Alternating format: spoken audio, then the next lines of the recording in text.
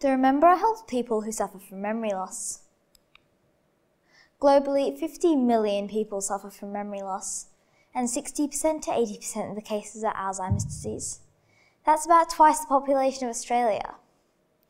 It's a neurological disease that affects patients in the hippocampus, or memory part of your brain. There is no known cure, and diagnosis to death can be as little as 3 years.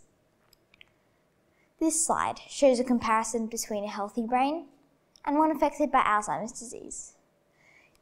You can see the loss of brain cells on the one on the right. The Rememberer will change all of that. A device that enhances the quality of life. It can change the lives of millions using seemingly futuristic technology. Incorporating mind-reading algorithms and holograms, the Rememberer can help preserve a person's history and recall their identity.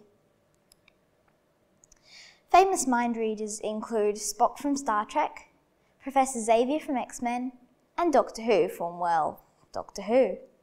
All are fictional characters from television and movies. However, the Rememberer scanning people's brainwaves to uncover memories is not fictional. Researchers at Purdue University have already demonstrated how to decode the human brain using artificial intelligence. They use a type of mathematical algorithm called a convolutional neural network to understand what you're seeing. First, they do an MRI on the patient who is watching a video. The data is used to train the artificial intelligence model, which then decodes the data from the subject to the video, even ones the model has never seen before. We will further incorporate this into the Rememberer. This slide shows a step-by-step process of how the system works. Step 1 is the patient, who has no neurological onset, will go to the doctors and have an MRI. They will be asked to visualize a memory they think will help them rebuild their history. Then, the data will then be sent into a computer, which decodes it, and when the time comes, they can view it using holographic technology. Now, the process I've just talked about is one way, uploading, from the patient to the computer and back to the patient. But there is another way, uploading and downloading, from the patient to the computer and back to the patient. This could involve altering memories, which may or may not be beneficial. For example, people suffering from post-traumatic stress disorder could have their bad memories erased. But this could disadvantage a person as well, in other ways. Now, we've just talked about decoding the memories, and the next step is how to display those memories. To this, I propose to use holographic technology. Holographic technology is a 3D object or picture made by a complex pattern of light, such as a laser. Above, you can see an example of a fictional hologram. Although holograms are very real now. But is this vision too hard, too futuristic?